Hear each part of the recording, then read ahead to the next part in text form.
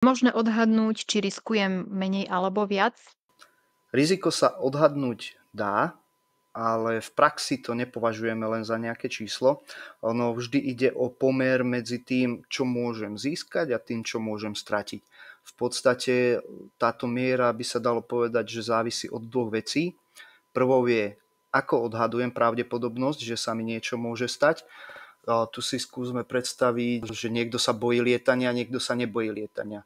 Ale to riziko je pre obidvoch objektívne rovnaké, že či sa to lietadlo zrúti, alebo bez ohľadu na to, že či ty sa toho bojíš alebo nie. Takže tu to máme rôzne nastavené a ide skôr o také subjektívne vnímanie. No a potom od druhej veci to závisí, že nakoľko si verím, že mám tú situáciu pod kontrolou. Tam môže zohrať úlohu aj tzv. Kompenzácia rizika. Čiže napríklad, keď my sa cítime viacej chránení, napríklad mám v aute ďalší airbag alebo mám tam nejakých rôznych asistentov nových a podobne, tak často nevedomky riskujeme viacej. A preto technické opatrenia musí ísť ruka v ruke so správaním, lebo ja na jednej strane môžem zvýšiť ochranu, ale ak nezvýšim aj vnímanie rizika, tak celý ten efekt sa môže stratiť. Čím väčší pocit mám, že to mám pod kontrolou, tak tým viac som ochotná riskovať. Napríklad môžeme spomenúť vodičov, idú rýchlo, nerešpektujú tabule a predbiehajú tam, kde teda predbiehať nemajú, takže kde sú vlastne zákazy. Áno, toto je veľmi dobrý príklad, lebo v podstate ten istý človek, ktorý ťa tam v zákaze prebiehania obieha mimo obce 160, tak ten istý človek môže o deň neskôr stáť vo výrobe a všetci čakáme, že ho zastaví nejaká žltá tabulka s nápisom pozor nebezpečenstvo. Musíme to tam mať a určite veľa ľudí to dodrží, aspoň vo väčšine prípadov, ale spoliehať sa len na nejaké výstrahy alebo značky je podľa mňa trošku naivné, lebo riziko nevyriešime symbolom, ale práve správaním. Ak človek ignoruje značky v premávke, tak pravdepodobnosť, že ich bude ignorovať vo výrobe je tiež dosť výrazne vysoká. Značiek a školení máme niekedy viac než toho zdravého rozumu. Je to teda skôr o odvahe?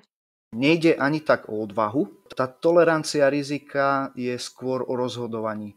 Že ako sa správam, keď neviem, čo ma čaká. A niektorí riskujú viac, lebo neveria, že sa im niečo môže stať. A iní zase riskujú preto, lebo veria, že to nejakým spôsobom zvládnu. No a problém je, že obidve skupiny sa milia len každý z iného dôvodu.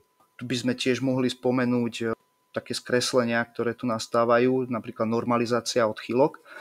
Znova predstav si nejakú situáciu, že niečo si robila. 100-krát sa ti nič nestalo a zrazu teraz už áno. Že už som to 100-krát takto robil a všetko bolo v pohode. A odrazu šup a nemám prst. Áno. Alebo keď dávaš tabletu do umývačky riadu a zrazu sa napichneš rebrom na dvierka. Áno, dávala si ju tam 100-krát a 101. si už jednoducho sa na dvierka napichla. Toto voláme také, že optimistické skreslenie. Keď už 100-krát sa ti nič nestalo, tak ty to v podstate prestaneš časom vnímať ako riziko. A to je potom už ten moment, kedy sa ti to naozaj stane. Už tá ostraha, to dávanie si pozor a všetko už v podstate odtiaľ zmizlo. Existujú výskumy, ktoré sledovali správanie ľudí počas niekoľkých desaťročí. A jedna z takýchto dlhodobých štúdií ukázala, že približne 1/3 ľudí sa v práci zraní aspoň raz. A z tých, čo sa zrania, tak takmer polovica, myslím, že to bolo okolo 40%, keď si dobre pamätám, sa zraní znova. Sú teda ľudia, ktorí sa zraňujú opakovane a sú potom aj tí, sú teda nešikovní alebo sa opakovane vyskytujú niektoré okolnosti. Tak 100 rokov dozadu vznikla taká hypotéza, volá sa to, že náchylnosť na úrazy. A celé to vychádzalo zo zistení v jednej britskej továrni, kde odhalili, že väčšinu úrazov mala na konte tá istá malá skupina robotníkov. Bolo to trochu problematické, lebo vlastne takýmto spôsobom vynúhodím na toho človeka, nie na systém. Že ty si nejako geneticky znevýhodnený alebo niečo podobné, tak ako keď sa ti stane úraz, tak je to tvoja chyba. Ale úraz je v skutočnosti výsledok interakcie viacerých faktorov. Hlavne človek, jeho zručnosti, únava, stres, prostredie, ako sú stroje, priestor, organizácia a rôzne ďalšie vonkajšie podmienky, ako sú rodina, financie. A keď sa tieto tri faktory vzídu v podstate v nejakom nesprávnom čase, tak znova sa nám začne zvyšovať aj pravdepodobnosť úrazu. A to aj u človeka, ktorý je bežne opatrný a dáva si pozor. Preto aj zodpovední ľudia môžu mať úraz, ak systém okolo nich nefunguje.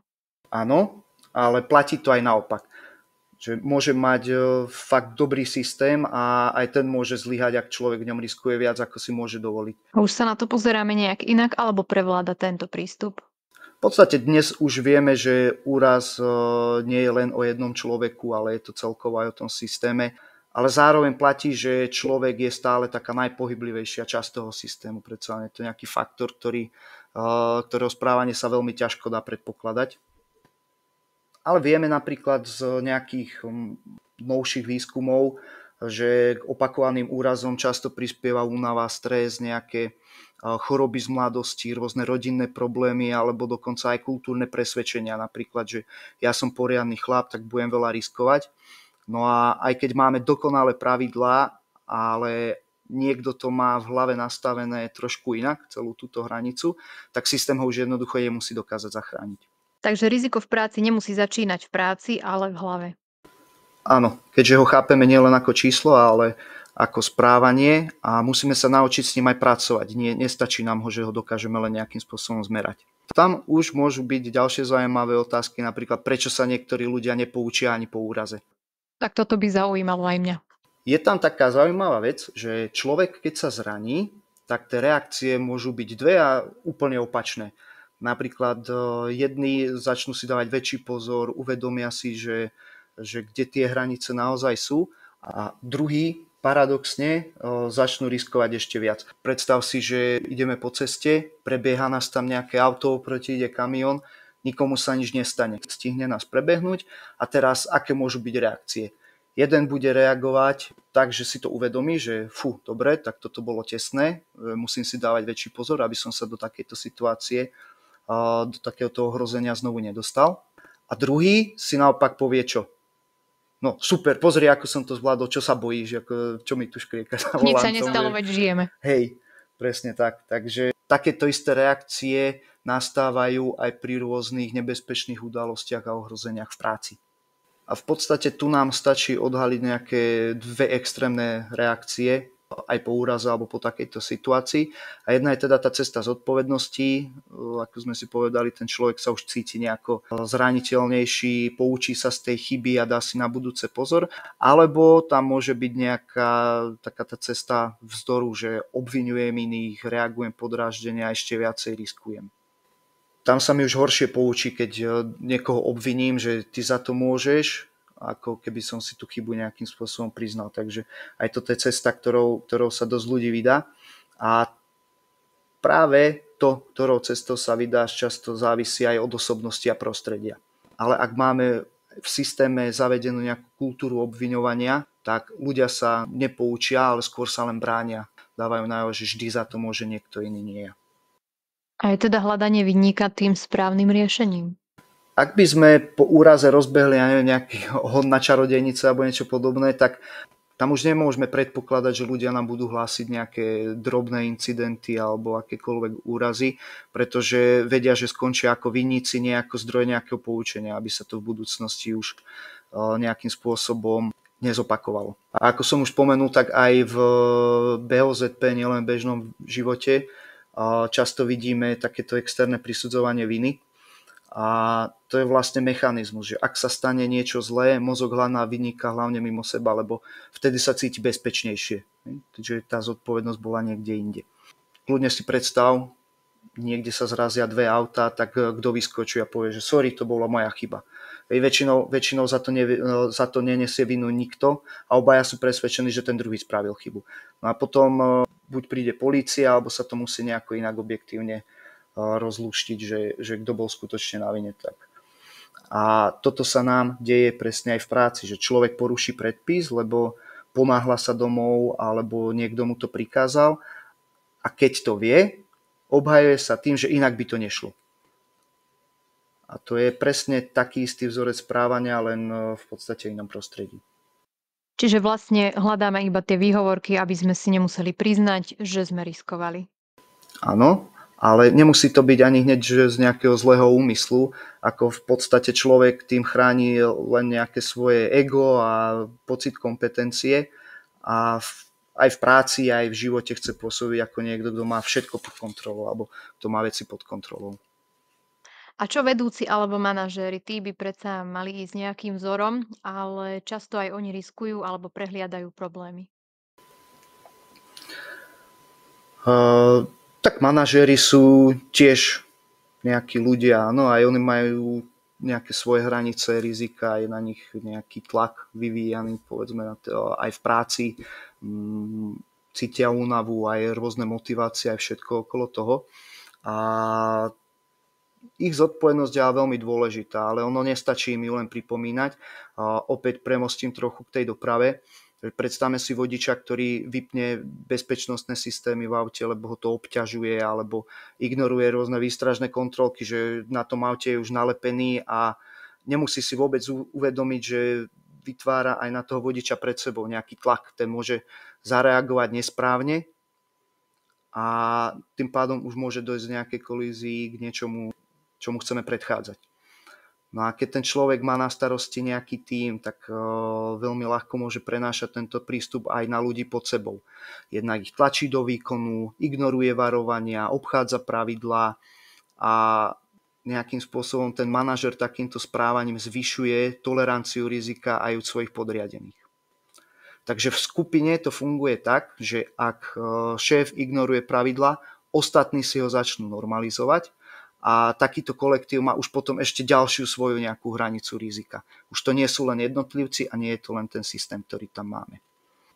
A všetko toto je taký ten reťazec, ktorý veľmi ľahko môže viesť k úrazom. Napríklad, ak toho lídra meriame vyrobenými kusmi, bude pod tlakom, tak on začne robiť nejaké skratky. On vie, že by to nemal spraviť. A preto nestačí nám len nejako kázať im o tom, nestačí nám ich o tom školiť, že majú nejakú zodpovednosť a podobne. A preto musíme ten systém nastaviť tak, aby odstránil nejaké pokušenie vlastne len niečo takéto spraviť.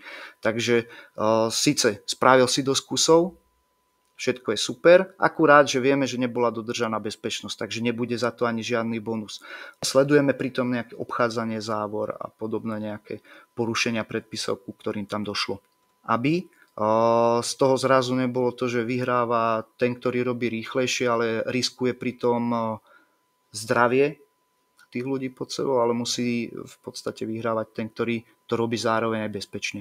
A ako by mal teda vyzerať ideálny postup po úraze? Kľúčové je, aby sa firma z toho úrazu učila, nie aby trestala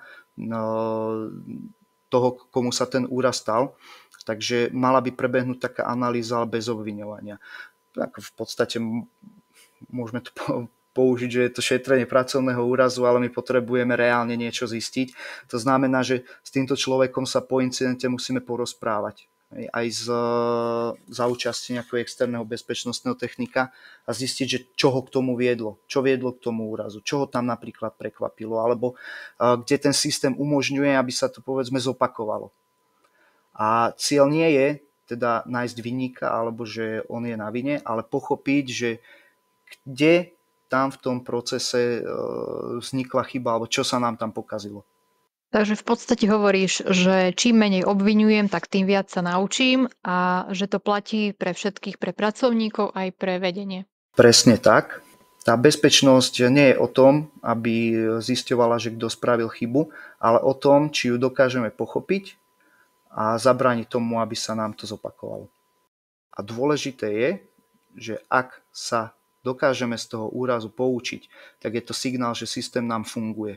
Ale ak hľadáme vinníka, tak je to naopak signál, že systém nám niekde zlyháva. Ak sa vám dnešná epizóda páčila, budeme radi, ak ju pošlete kolegom, čo majú pocit, že sa im úrazy nemôžu stať.